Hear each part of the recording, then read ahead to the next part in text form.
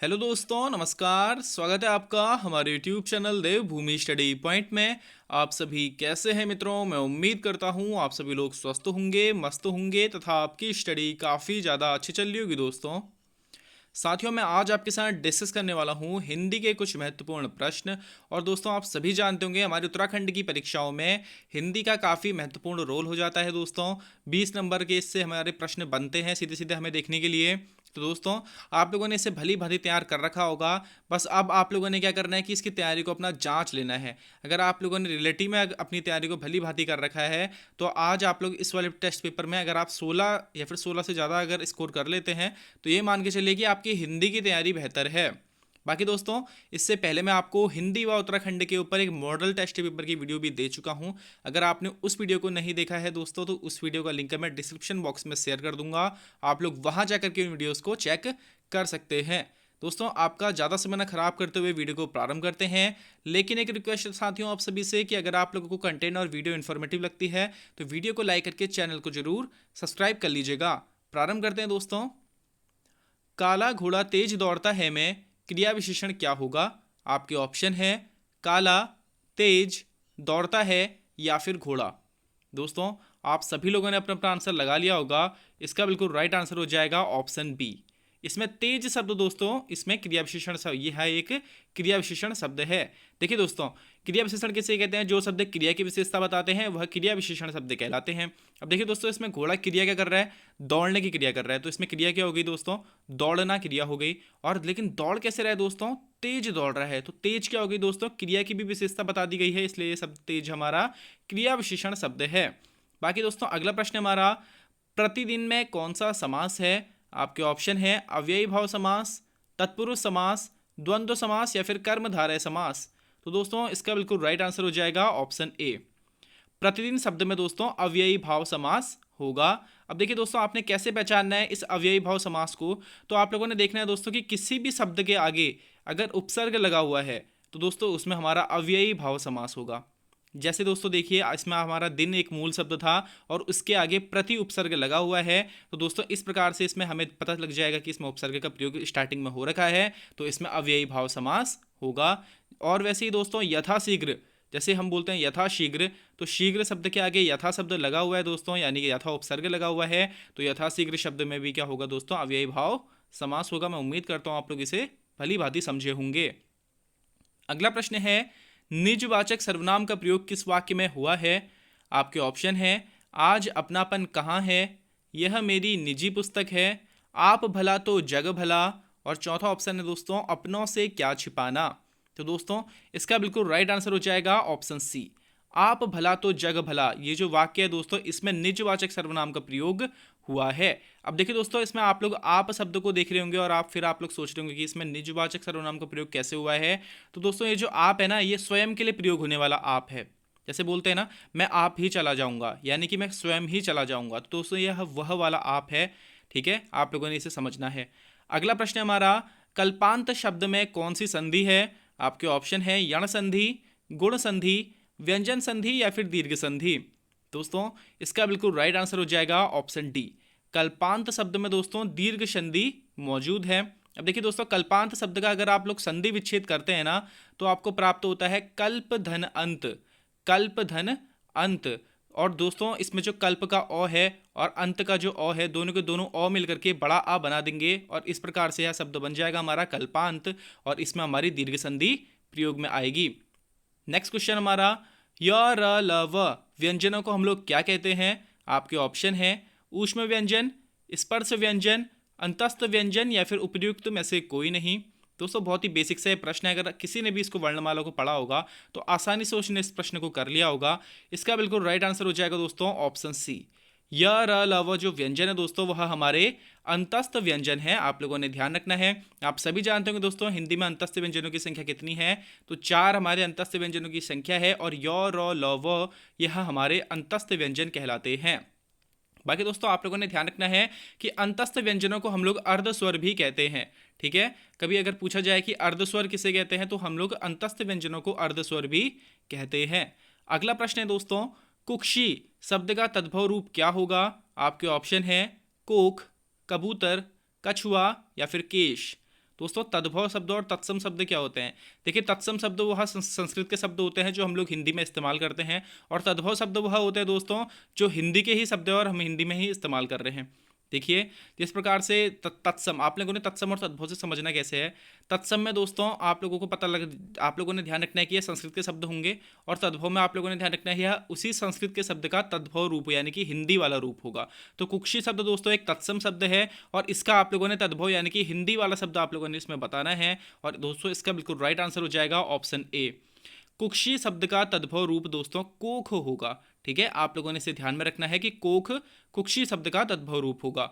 अगला प्रश्न है दोस्तों, चिड़िया आकाश में उड़ रही है, वाक्य में कौन सी क्रिया है? आपके ऑप्शन है सकर्मक क्रिया, अकर्मक क्रिया, प्रेरणार्थक क्रिया या फिर अपूर्णकालिक क्रिया। दोस्तों बहुत ही प्यारा सा प्रश्न है ये, और आप सभी लोग इसे जरूर करके कर लीजिएगा दोस्तों, क्योंकि मतलब मैं उम्मीद करता हूँ अगर आप लोग तैयारी कर रहे हैं तो आप लोग सकर्मक अकर्मक क्रियाओं में तो बिल्कुल दिक्कत में नहीं आएंगे। तो दोस्तों आप सभी लोगों ने अपना अपना आंसर लगा लिया होगा। इसका बिल्कुल राइट आंसर हो जाएगा दोस्तों ऑप्शन बी। चिड़िया आकाश में उड़ रही है वाक्य एक यह अकर्मक क्रिया वाला वाक्य है। देखिए दोस्तों इस वाक्य में कर्म उपस्थित है या नहीं, इस बात का हम लोग कैसे पता लगाएंगे? तो हम क्या और किसको से प्रश्न करते हैं। ठीक है, आप लोग किससे प्रश्न करोगे? जो इसका क्रिया वाला पार्ट होता है ना, जैसे उड़ना इसमें पार्ट है इसका क्रिया का, उड़ रही है तो इसमें उड़ चिड़िया का जो काम हो रहा है वो किसका हो रहा है? उड़ने का काम हो रहा है, तो उड़ना एक क्रिया है, और उससे आप लोग प्रश्न करोगे क्या और किसको से। तो आपने बोला क्या उड़ रही है, आपको आंसर मिला चिड़िया। लेकिन दोस्तों कोई भी सजीव चीज़ आपको नहीं मिलनी चाहिए। अगर कोई सजीव चीज़ मिलती है तो इसका मतलब वह कर्ता होगा ना कि कर्म। तो दोस्तों आपको इसमें तो कोई चीज़ नहीं मिली, फिर आप किसको से प्रश्न करेंगे? किसको उड़ रही है, फिर तो कोई प्रश्न का आंसर ही नहीं मिल रहा है दोस्तों। तो इस प्रकार से हमें पता चल जाएगा कि इसमें सकर्मक क्रिया तो बिल्कुल भी मौजूद नहीं है, इसमें अकर्मक क्रिया होगी।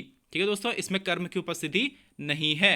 अगला प्रश्न है दोस्तों, वाच्य कितने प्रकार के होते हैं? आपके ऑप्शन है 3, 2, 4 या फिर 5। दोस्तों इसका बिल्कुल राइट आंसर हो जाएगा ऑप्शन ए। वाच्य दोस्तों 3 प्रकार के होते हैं, कर्तृवाच्य, कर्मवाच्य तथा भाववाच्य। आपने तीनों को ही ध्यान में रखना है। नेक्स्ट क्वेश्चन हमारा, उसने उसे छल से पराजित किया में छल से में कौन सा कारक है? आपके ऑप्शन है अपादान कारक, कर्म कारक, कर्ता कारक या फिर करण कारक। अब देखिए दोस्तों ये जो अपादान जो कारक है हमारा, इसमें भी हम लोग से विभक्ति का इस्तेमाल देखते हैं, और करण कारक जो है हमारा, इसमें भी हम लोग से विभक्ति का प्रयोग देखते हैं। तो यहाँ पर हमें थोड़ा सा कन्फ्यूजन क्रिएट हो जाता है कि किस प्रकार से यार हम लोग इसे पहचान पाएंगे कि किस में अपादान कारक है और किस में करण कारक है। तो देखिए दोस्तों अगर किसी वाक्य में कोई चीज़ अगर अलग हो रही है, पृथक हो रही है, तो वहाँ पर अपादान कारक होगा। साथ ही साथ में अगर किसी दो लोगों के बीच में तुलना करी जा रही है तो वहाँ पर भी अपादान कारक होगा। ठीक है दोस्तों, और लेकिन अगर कहीं पर किसी साधन के जरिए कोई काम करा जा रहा है तो वहाँ पर करण कारक होगा। देखिए दोस्तों इसमें क्या बोल रहा है, ये बोल रहा है कि उसने उसे छल से पराजित किया। किस साधन से पराजित किया दोस्तों? छल से पराजित किया है। तो इसमें हमारा कौन सा कारक हो जाएगा? ऑप्शन डी बिल्कुल राइट आंसर हो जाएगा दोस्तों इसका, इसमें करण कारक मौजूद होगा। अगला प्रश्न है दोस्तों, ऋषि का स्त्रीलिंग है। अब दोस्तों आप लोगों ने ऋषि का स्त्रीलिंग बताना है। आपके ऑप्शन है ऋषि, ऋषिका, ऋषि पत्नी या फिर ऋषिणी। दोस्तों इसका बिल्कुल राइट आंसर हो जाएगा ऑप्शन बी। बहुत ही प्यारा सा ये प्रश्न है दोस्तों, और कई ज़्यादा बार हमारी परीक्षाओं में रिपीट हुआ है।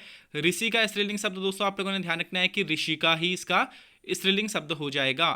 अगला प्रश्न है, अमित सो रहा है, वाक्य में क्रिया का भेद है, यानी कि ये कैसी क्रिया है? तो दोस्तों आपके ऑप्शन है सकर्मक क्रिया, प्रेरणार्थक क्रिया, द्विकर्मक क्रिया या फिर अकर्मक क्रिया। दोस्तों इसका बिल्कुल राइट आंसर हो जाएगा ऑप्शन डी। अमित सो रहा है वाक्य में क्रिया अकर्मक क्रिया है। फिर से दोस्तों इसमें सोने की क्रिया हो रही है। आप लोग फिर से प्रश्न करेंगे कौन सो रहा है, सॉरी दोस्तों क्या सो रहा है। अब दोस्तों क्या से हमें कोई आंसर नहीं मिल रहा है, ठीक है, और किसको सो रहा है इससे भी कोई आंसर नहीं मिल रहा है। तो इसका मतलब हमारा इसमें कर्म मौजूद नहीं है और ये हमारा एक अकर्मक क्रिया है। अगला प्रश्न है दोस्तों, और काफ़ी महत्वपूर्ण है आपके परीक्षाओं की दृष्टि से। देखिए दोस्तों इसमें अशुद्ध वर्तनी वाला शब्द आप लोगों ने बताना है। अब इसमें से 3 शब्द जो हैं वह शुद्ध हैं और 1 शब्द हमारा अशुद्ध है। तो आपने बताना है दोस्तों कि कौन सा वाला शब्द हमारा अशुद्ध होगा। आपके ऑप्शन आप लोगों को अपने स्क्रीन पर दिखाई दे रहे होंगे और आप लोगों ने अपना अपना आंसर लगा लिया होगा दोस्तों। इसका बिल्कुल राइट आंसर हो जाएगा ऑप्शन बी, न्यौछावर शब्द जो दोस्तों, जो न्यौछावर लिखा गया है ना, यह हमारा गलत हो जाएगा, यानी इसकी वर्तनी हमारी अशुद्ध हो जाएगी दोस्तों। बाकी दोस्तों न्यौछावर होता है, आप लोगों ने देख लिया होगा। और जो शोचनीय है दोस्तों, ऑप्शन सी वाला, इसमें कई भाई बंधु मेरे साथ एग्री नहीं करेंगे। वो सोचते हैं कि इसमें सौ जो है वह सपेरे वाला बनेगा, यानी कि दंत्य सौ का प्रयोग इसमें होगा। लेकिन दोस्तों आप लोग कभी भी इसको चेक करेंगे तो जब इसमें प्रत्यय लगता है ना, अनीय प्रत्यय, तो यह सोच जो शब्द है वह जो दंत्य सा है वह हमारा परिवर्तित होकर के सलजम वाले शा में परिवर्तित हो जाता है।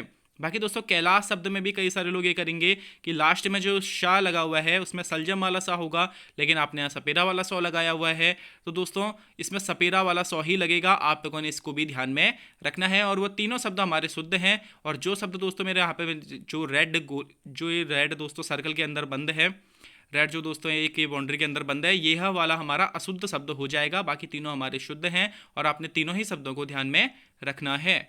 नेक्स्ट क्वेश्चन हमारा, कौन सा कपड़ा शब्द का पर्यायवाची नहीं है? आपके ऑप्शन है परिधान, दुकुल, अरण्य या फिर वसन। तो दोस्तों इसका बिल्कुल राइट आंसर हो जाएगा ऑप्शन सी। इन सभी शब्दों में से दोस्तों अरण्य शब्द जो है वह कपड़ा शब्द का पर्यायवाची नहीं है। बाकी दोस्तों परिधान, दुकुल और वसन, यह तीनों ही हमारे कपड़ा शब्द के पर्यायवाची हैं। साथ में आप लोग ध्यान रख लेना पट दोस्तों, इसके अलावा वस्त्र हो गया, तो दोस्तों अंबर हो गया, तो यह सभी हमारे किसके पर्यायवाची है दोस्तों? कपड़ा शब्द के पर्यायवाची हैं। और दोस्तों अरण्य, जो अरण्य है यह जंगल का पर्यायवाची होगा। अगला प्रश्न है व्यष्टि का विलोम होगा। आपके ऑप्शन है समष्टि, दृष्टि, सृष्टि या फिर पुष्टि। तो दोस्तों इसका बिल्कुल राइट आंसर हो जाएगा ऑप्शन ए। व्यष्टि शब्द का दोस्तों विलोम शब्द समष्टि हो जाएगा। इसमें भी हम लोग काफी सारी गलतियां करते हैं, तो आप लोग इसे जरूर ध्यान रखिएगा। अगला प्रश्न है रचना के आधार पर वाक्य के भेद हैं, यानी कि रचना के आधार पर वाक्य के कितने भेद होते हैं आप लोगों ने बताना है दोस्तों। आपके ऑप्शन है 3, 6, 4 या फिर 8।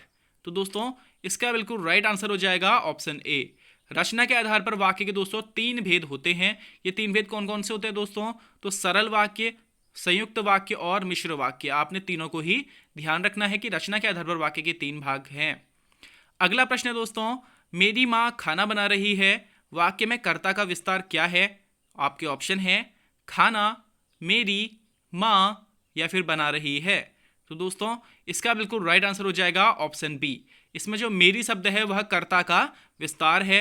देखिए दोस्तों आप लोगों ने क्या ये कर्ता का विस्तार है, अगर किसी के दिमाग में डाउट आ रहा है तो आप लोगों ने ध्यान रखना है कि अगर किसी भी वाक्य में जो भी कर्ता है, कर्ता से पहले जो भी लाइन लिखी गई होगी ना, वह कर्ता का विस्तार कहलाएगा। इसमें दोस्तों माँ जो है वह एक कर्ता है। आप सभी जानते होंगे इसमें काम करने का काम कौन कर रही है दोस्तों? इसमें जो भी कार्य हो रहा है खाना बनाने का, वो कौन कर रहा है? माँ कर रही है। और माँ से जो भी पहले शब्द लिखा गया होगा ना, वह कर्ता का विस्तार हो जाएगा। आप लोगों ने इसे ध्यान रखना है। नेक्स्ट क्वेश्चन हमारा, निम्न में संयुक्त वाक्य का चयन कीजिए। आपके ऑप्शन है परिश्रमी व्यक्ति ही सफलता प्राप्त करता है, मैं पढ़ता हूं और वह गाता है। तीसरा ऑप्शन है हमारा, जो परिश्रम करता है वही आगे बढ़ता है, क्या मेरे बिना वह पढ़ नहीं सकता है। तो दोस्तों आप सभी लोगों ने अपना अपना आंसर लगा लिया होगा सरल वाक्य, संयुक्त वाक्य और मिश्र वाक्य में। ठीक है दोस्तों, इसका बिल्कुल राइट आंसर हो जाएगा ऑप्शन बी। मैं पढ़ता हूं और वह गाता है, यह दोस्तों हमारा एक संयुक्त वाक्य है। अब देखिए दोस्तों आप लोगों ने इसे कैसे बचाना है, एक ट्रिक के तौर पर आप लोग ध्यान रख सकते हैं। अगर किसी भी शब्द में आपको और, तथा, एवं, व आदि ऐसे समुच्चय बोधक शब्द अगर आप लोगों को कहीं देखने के लिए मिलते हैं, तो वहां पर दोस्तों हमारा संयुक्त वाक्य होता है। और इसमें आपको और देखने के लिए मिल रहा है, तो इसका मतलब ये हमारा संयुक्त वाक्य की श्रेणी में चला जाएगा। अगला प्रश्न है दोस्तों, निम्न में कौन सा अल्प विराम चिन्ह है? अब देखिए दोस्तों आपकी स्क्रीन पर चारों ही आपके ये चिन्ह दिए गए हैं। आप लोगों ने बताना है कि निम्न में से कौन सा एक अल्प विराम चिन्ह है। और आप सभी भाई बंधुओं ने अपना आंसर लगा लिया होगा दोस्तों। इसका बिल्कुल राइट आंसर हो जाएगा ऑप्शन डी। देखिए दोस्तों जो कॉमा होता है ना, कॉमा, इसी को हम लोग अल्प विराम चिन्ह के नाम से भी जानते हैं। और जो दोस्तों सबसे ए वाले ऑप्शन में लिखा गया है, जो ए वाले ऑप्शन में आपको चिन्ह दिखाई दे रहा होगा, उसे हम लोग अर्ध विराम कहते हैं। आपने दोनों में ही डिफरेंस समझना है कि ये अल्प विराम है और जो ऑप्शन ए वाला है दोस्तों वह हमारा अर्ध विराम होगा। ऑप्शन सी में जो दोस्तों चिन्ह बना हुआ है वह पूर्ण विराम होगा और जो बीच में है दोस्तों ऑप्शन बी में वह डॉट का चिन्ह है। ठीक है, अगला प्रश्न है दोस्तों 19वां, कौन सा वाक्य शुद्ध है? आपके स्क्रीन पर चारों ही यहाँ पे आपको ऑप्शन दिखाई दे रहे होंगे दोस्तों, और आप सभी लोगों ने अपना अपना आंसर लगा लिया होगा। इसका बिल्कुल राइट आंसर हो जाएगा ऑप्शन सी। वह कितना सुंदर दृश्य है, ऑप्शन सी इसका बिल्कुल करेक्ट आंसर हो जाएगा। ऑप्शन दोस्तों अगला प्रश्न हमारा, तन पर नहीं लत्ता, पान खाए अलबत्ता का सही अर्थ क्या होगा? आपके ऑप्शन है रौब डालना, बुरी आदत का शिकार होना, झूठा दिखावा करना या फिर बहुत गरीब होना। दोस्तों इसका बिल्कुल राइट आंसर हो जाएगा ऑप्शन सी, तन पर नहीं लत्ता, पान खाए अलबत्ता का सही अर्थ हो जाएगा दोस्तों झूठा दिखावा करना। ठीक है, और कई सारे भाई बंधु इसमें भी गलती कर जाते हैं, तो आप लोग दोस्तों भली भांति लोकोक्तियाँ मुहावरे वगैरह तैयार करके जाना। कई सारे आप लोगों ने अगर एग्जाम पेपर अगर आप अभी के फॉलो करे होंगे तो उसमें हमें देखने के लिए मिलने की कई सारे प्रश्न बन रहे हैं लोकोक्तियों से, मुहावरों से। तो दोस्तों आप लोग इससे भी भली भांति तैयार करके जाना, व्याकरण अच्छी खासी पूछी जा रही है। नेक्स्ट क्वेश्चन हमारा, विशेषण के कितने प्रकार हैं? आपके ऑप्शन है 4, 5, 6 या फिर 3। दोस्तों इसका बिल्कुल राइट आंसर हो जाएगा ऑप्शन ए। विशेषण के दोस्तों 4 प्रकार होते हैं, आप सभी से जानते होंगे। गुणवाचक विशेषण, संख्यावाचक विशेषण, परिमाणवाचक विशेषण और सार्वनामिक विशेषण। दोस्तों ये 4 हमारे विशेषण के प्रकार होते हैं। अगला प्रश्न दोस्तों, और करंट की दृष्टि से भी काफी महत्वपूर्ण प्रश्न है, 12वां विश्व हिंदी सम्मेलन कहाँ हुआ था? आपके ऑप्शन है देवास मध्य प्रदेश में, फिजी में, नागपुर में या फिर मॉरिशस में।